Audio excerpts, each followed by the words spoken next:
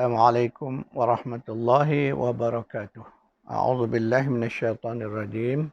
Alhamdulillahi rabbil alamin wassalatu wassalamu ala asyrafil anbiya'i wal mursalin wa ala alihi wa sahbihi ajma'in.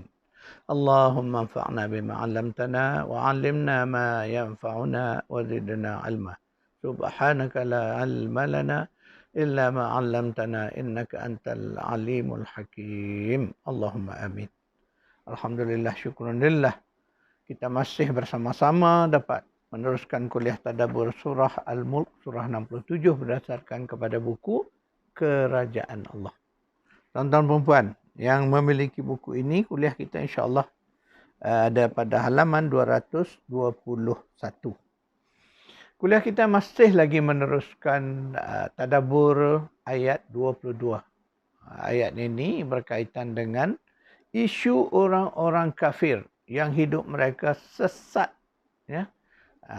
Dan Allah tampilkan dalam bentuk perbandingan, ya. Orang yang berjalan di atas wajah mereka, ya, dalam keadaan itu apakah mereka ini dapat petunjuk?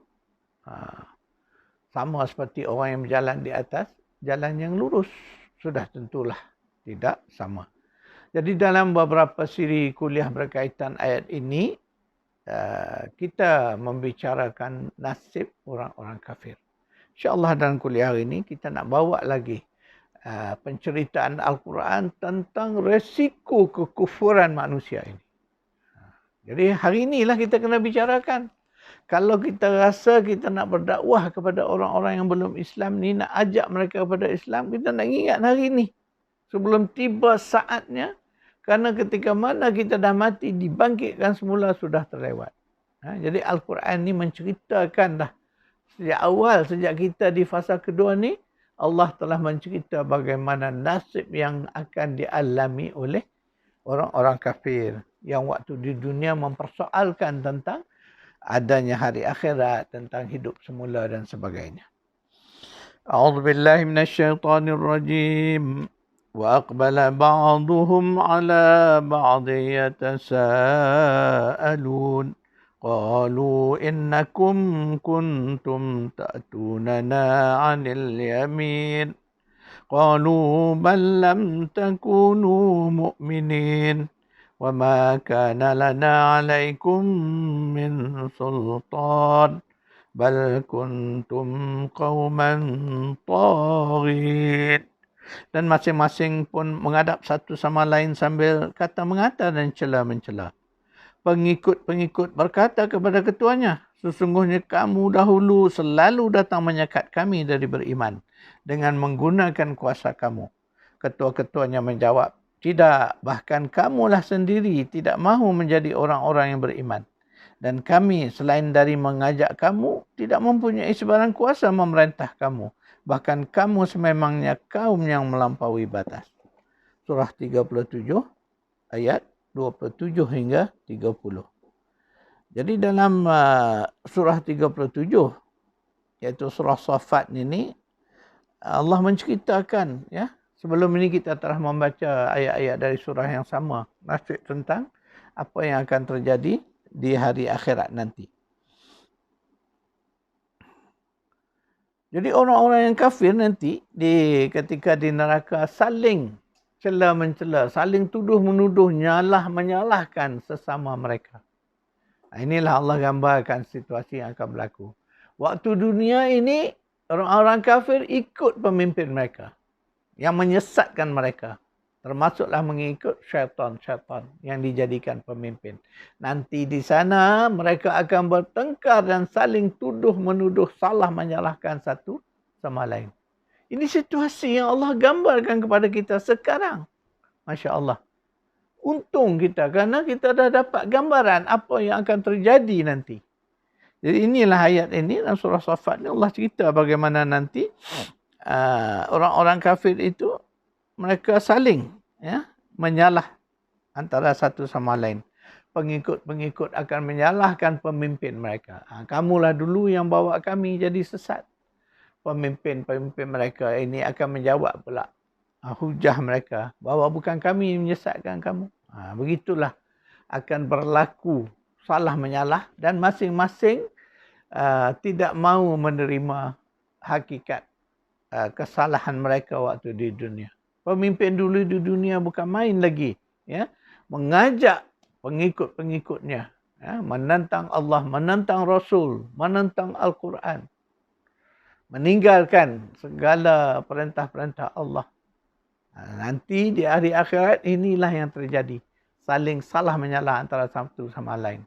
Apapun kedua-dua pihak, baik pemimpin, baik pengikut, mereka berada di dalam neraka, di dalam azab Allah. Tak ada guna lagi nak bertengkar kerana sudah terlewat. Apa yang dialami itu tak mungkin dapat diubah suasananya. Jadi nasib mereka tak mungkin dapat berubah. Tapi itulah dia, Al-Quran ceritakan bagaimana keadaan suasana mereka di hari akhirat nanti.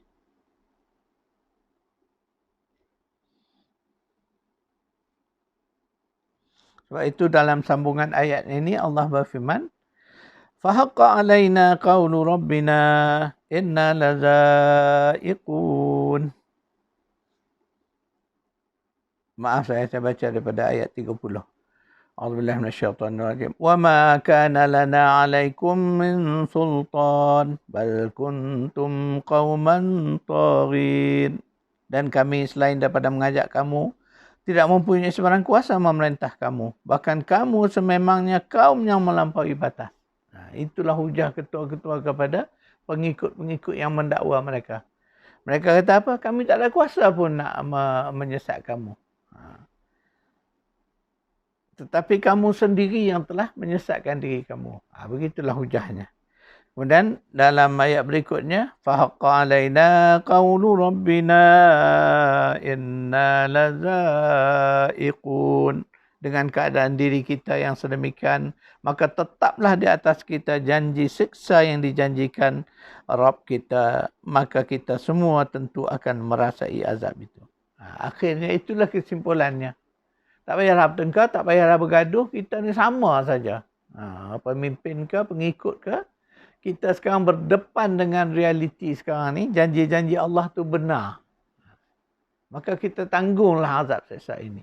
Itulah akhirnya yang Quran ceritakan. Fa'awainakum inna kunna ghawin. Dengan sebab ketentuan yang tersebut, maka kami pun mengajak kamu menjadi sesat. Kerana sebenarnya kami adalah orang-orang yang sesat.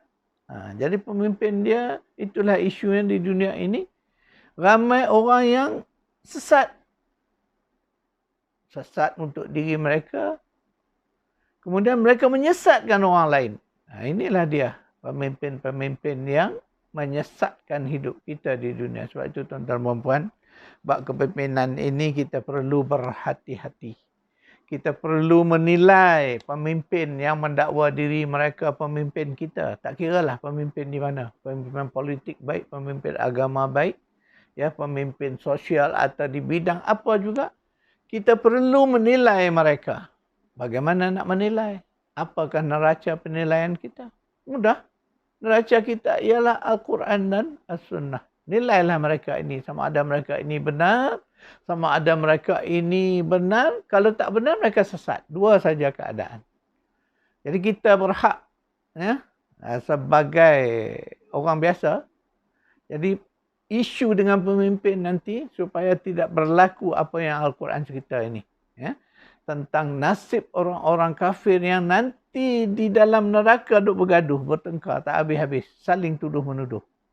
Jadi sebab itu kita selesaikan isu kita di dunia ini. Bab kepemimpinan ini adalah satu isu besar.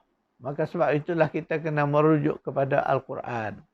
Merujuk kepada hadis. Berpegang teguh kepada keduanya ini. Jadi baru kita akan dapat satu panduan, satu petunjuk. Sebab Al-Quran itu hudan, petunjuk. Petunjuk bagaimana kita nak menilai pemimpin. Jadi kita hari ini, biasanya orang melihat pemimpin itu politik lah. Kerana mereka yang menguasai, yang mentadbir kita. Menguruskan urusan negara dan urusan kehidupan rakyat. Jadi kita nilailah mereka ini berdasarkan kepada nilai Al-Quran. Kita melihatlah kalau pemimpin kita sesat, kita tegur mereka. Jangan mereka ini sesat, mereka menyesatkan orang lain. Ini yang lebih berbahaya lagi. Ya. Jadi tuan-tuan perempuan, kita sebagai rakyat, kita ada hak. Bukan hak kita untuk sekadar mengundi 5 tahun sekali, tetapi kita ada hak untuk menegur mereka. Untuk membetulkan mereka ketika mana kita dapati mereka itu salah. Mereka melakukan kesilapan. Ya. Jadi itulah situasi. Tetapi keadaan apa yang terjadi, biasanya kita ini sebagai rakyat akan berhadapan dengan pelbagai risiko. Nak menegur orang yang ada kuasa ni bukanlah senang. Sebab itulah Al-Quran menceritakan kisah bagaimana Nabi Musa minta kepada Allah bantuan supaya Allah lantik saudaranya Nabi Harun nak tolong dia untuk menghadapi Fir'aun yang ganas dan kejam itu. Itulah realitinya. Nak membetulkan pemimpin yang sesat ni bukanlah mudah. Jadi ambillah ibrah daripada pengajaran ini. Bahawa kita nak menegur, nak membetulkan pemimpin yang sesat, tidaklah mudah. Tetapi kita mesti berjuang menentang kesesatan mereka. Supaya mereka tidak menyesatkan orang lain. Ingat, para pemimpin, kalau anda sesat diri sendiri, itu tanggungan sendiri. Tetapi ketika mana anda menyesatkan orang lain, ingatlah apa yang Al-Quran ceritakan. Bagaimana nanti di neraka akan saling berlaku pertengkaran, tuduh-menuduh dan sebagainya. Apapun, akhirnya semuanya berada di dalam neraka, di dalam siksaan. Khalidina fiha abada. Kekal duduk di dalam. Masya Allah. Na'udzubillahi min zalik. Jadi kita orang-orang yang beriman, tuan-tuan perempuan, ketika membaca ayat-ayat ini, sedarlah kita, insaflah kita. Itulah dia kehidupan sebenar kita nanti. Ya. Kehidupan yang dinafi, yang ditentang, yang dibangkang oleh orang-orang kafir yang tidak beriman. Mereka tidak menerima, tidak percaya kepada adanya hari kebangkitan. Kehidupan semula, hari di mana Allah bagi pembalasan Yaumuddin. Mereka tidak percaya. Tetapi akhirnya tidak ada orang yang tidak percaya. Kerana apa? Kerana di saat itu semua kita ni hidup balik. Melihat, menyaksi dan menerima takdir kita. Jadi bagaimana kita nak menafikan lagi? Tuan-tuan dan puan, inilah Quran. Al-Quran menceritakan dengan detail suasana yang berlaku nanti di dalam neraka. Ini senario di dalam neraka yang Allah cerita dalam surah Safat ni. Itulah bagaimana terjadinya pertengkaran, tuduh-menuduh antara satu sama lain di kalangan pemimpin dan rakyat yang sesat, yang kafir. Jadi jadikanlah ini pengajaran kepada kita tuan-tuan perempuan, kerana apa yang Quran cerita ni memang belum kita hadapi lagi. Tetapi ia adalah sesuatu yang pasti kita akan hadapinya. Jadi maka sebab itu di dalam fasa kedua ini, inilah fasa kritikal kepada kita. Untuk menentukan arah tuju kita. Untuk menentukan keselamatan kita pada fasa yang berikut dan berikutnya. Kita akan berdepan dengan dua fasa tuan-tuan perempuan lagi. Fasa ketiga iaitu kematian. Kemudian fasa keempat. Inilah fasa yang paling kritikal kerana fasa sana tak ada kematian lagi. Jadi bayangkanlah kehidupan akhirat itu kehidupan abadi, kekal selama-lamanya. Kita tidak akan mengalami kematian lagi. Hiduplah. Jika kita selamat, maka selamatlah selama-lamanya. Sebaliknya, orang-orang kafir sebagaimana yang diceritakan dalam ayat-ayat yang saya bacakan tadi, maka mereka duduklah di dalam siksaan juga selama-lamanya. Na'udzubillah min zalik. Jadi sekadar itu tuan-tuan perempuan kuliah kita. InsyaAllah kita akan bertemu lagi pada kuliah yang akan datang. A'udzubillah minasyaitanirrajim. Allahumma rabbana atina fid dunya hasanatan wa fil akhirati hasanah wa qina adzaban nar. Sallallahu ala Muhammad wa ala ali Muhammad walhamdulillahi rabbil alamin.